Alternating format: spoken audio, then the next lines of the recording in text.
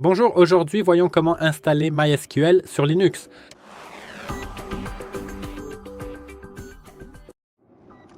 Tout d'abord, je vais peut-être vous montrer comment vérifier si MySQL est déjà installé sur votre système. Vous pouvez le faire en tapant dans le terminal MySQL version. Il n'est pas installé, donc je vais vous montrer comment procéder. Nous allons le faire en utilisant le site officiel de MySQL. Donc, pour commencer, nous devons ouvrir notre navigateur et attendre un peu qu'il s'ouvre. Ensuite, nous allons simplement taper MySQL pour Linux dans ce navigateur. Donc, MySQL pour Linux. J'appuie sur Entrée et nous aurons le premier site juste là. http://packetmysql.com.msql Developer Zone. Nous allons y aller, mais je vais fermer ça pour l'instant et nous irons sur le site.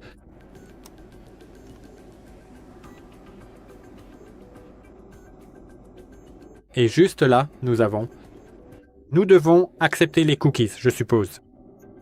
Oui, je vais accepter. Et ici, nous avons une section Installer MySQL sur Linux. Je vais utiliser l'installation de MySQL sur Linux via le dépôt d'application MySQL parce que j'utilise Ubuntu et ce sera l'option la plus simple pour moi. Vous pouvez utiliser d'autres options si vous le souhaitez, cela n'a pas vraiment d'importance. Et maintenant, tout d'abord, installer MySQL en utilisant le dépôt d'application, comme je l'ai dit précédemment. Tout d'abord, nous devons ajouter le dépôt d'application MySQL à la liste des dépôts de logiciels de votre système. Suivez ces étapes. Tout d'abord, allez sur la page de téléchargement, plus précisément MySQL, dépôt d'application, ajoutez ce lien. Donc, je vais ouvrir cela.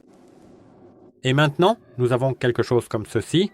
Nous devons cliquer sur ce bouton bleu et le télécharger. Nous n'avons pas besoin de nous connecter. Nous pouvons simplement cliquer sur « Non merci », lancer mon téléchargement tout de suite. Et mon téléchargement est terminé, comme vous pouvez le voir. Et maintenant, nous devons aller dans le terminal. Juste là, et nous devons utiliser cette commande, donc nous allons retourner dans le terminal. Nous devons nous déplacer vers la section des téléchargements. Dans la section des téléchargements, ce sera plus facile car à cet endroit, nous avons le fichier mysql apt config.tab et nous allons utiliser cette commande maintenant. Sudo dpkg-e est le nom de ce fichier, donc MySQL et ainsi de suite. Nous pouvons compléter tout le nom sans écrire ces chiffres en appuyant sur la touche tabulation de notre clavier. Donc je pense que c'est utile. Je vais appuyer sur Entrée et taper mon mot de passe. Comme vous pouvez le voir, nous avons la configuration du dépôt MySQL. Nous pouvons choisir la version du serveur MySQL.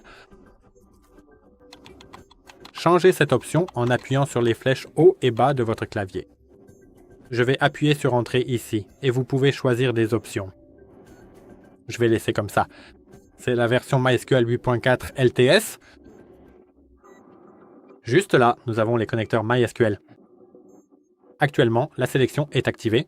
Nous pouvons laisser comme ça et valider. Je vais appuyer sur OK.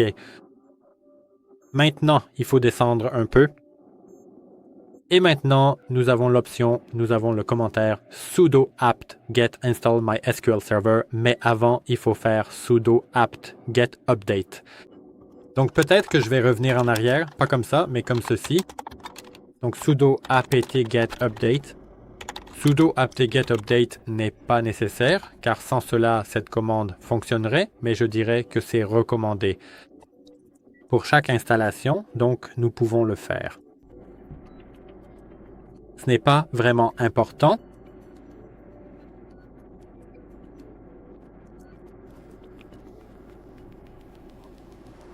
Et maintenant, nous devons attendre. Comme vous pouvez le voir, lecture des éléments du paquet, c'est fait. Donc, nous l'avons fait et maintenant, la commande ci-dessous setup get install MySQL server. Nous devons appuyer sur Entrée et comme vous pouvez le voir, est-ce que nous voulons continuer? Nous devons appuyer sur Y, ce qui signifie oui. Et maintenant, nous devons attendre. Comme vous pouvez le voir, nous devons entrer un mot de passe root. Je vais taper quelque chose de très simple, donc ce n'est pas vraiment important. Vous pouvez utiliser quelque chose de plus compliqué, mais je le fais uniquement pour des tests, donc dans mon cas, cela n'a pas vraiment d'importance. Et maintenant, nous devons attendre que notre installation soit terminée. Peut-être que je vais agrandir un peu.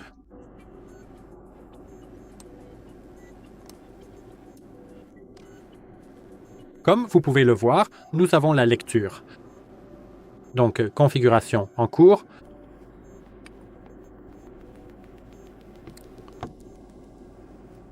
Mise à jour des alternatives. Je pense que c'est presque la fin de notre installation. Cela ne devrait pas prendre beaucoup de temps. Symbole créé dans GNIC, comme vous pouvez le voir. Déclencheur de traitement.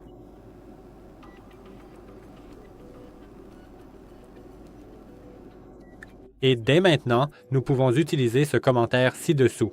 Je pense que cela devrait être un commentaire état du système CTL MySQL, mais je pense que vous devriez l'utiliser avec sudo. Donc sudo systemctl statut MySQL. Comme vous pouvez le constater, il est activé, donc tout fonctionne correctement. Et encore une fois, MySQL moins la version moins. MySQL version 8.4.7. Tout fonctionne donc parfaitement. Et maintenant, je vais vous montrer quelque chose, ce que nous appelons une installation MySQL sécurisée. Nous allons saisir sudo MySQL sécurisé. Vous n'êtes pas obligé de le faire, mais je vais vous montrer quelque chose comme ça. Installation. Et en faisant cela, vous pouvez par exemple définir votre mot de passe root si vous ne l'avez pas configuré lors de l'installation, comme je l'ai fait auparavant. Vous pouvez par exemple supprimer les utilisateurs anonymes. Vous pouvez désactiver la connexion root à distance. Donc je vais vous montrer. Parce que j'ai déjà défini un mot de passe pour root, je dois donc saisir mon mot de passe maintenant, à l'instant. Je peux fermer ça, ce n'est pas très important. C'est la mise à jour de mon système. Ce n'est pas vraiment lié à MySQL. Mais souhaitez-vous configurer les composants de validation de mots de passe? Peut-être pas, vous pouvez le faire si vous voulez changer le mot de passe root, non. Vous pouvez supprimer les utilisateurs anonymes, peut-être que je vais appuyer sur non partout, mais vous pouvez lire cela et faire ce que vous voulez pour permettre la connexion root à distance maintenant. Et supprimer cette base de données ainsi que l'accès à celle-ci maintenant, puis recharger le segment des privilèges maintenant. Peut-être que j'appuierai sur O ou peut-être pas, cela n'a pas vraiment d'importance. Comme vous pouvez le voir, tout est terminé. Et maintenant, je vais peut-être vous montrer comment vous connecter à MySQL. Donc vous pouvez le faire en tapant sudo MySQL. Je pense que cela devrait fonctionner, mais je ne suis pas sûr. Comme vous pouvez le voir, cela ne fonctionne pas. Et c'est parce que nous avons défini un mot de passe pour notre root. Nous devons taper MySQL, je pense, -U, c'est l'utilisateur, le nom d'utilisateur root, et -P, puis nous devons entrer notre mot de passe. Donc quelque chose comme ça, et comme vous pouvez le constater, ça fonctionne. Et dès maintenant, nous pouvons par exemple afficher des bases de données. Nous disposons de 4 bases de données de test. Nous pouvons en créer un. Par exemple, créer base de données. Par exemple, tester le trait d'union, peut-être la base de données requête. Bon, ça a bien fonctionné. Donc, encore une fois, montrer les bases de données.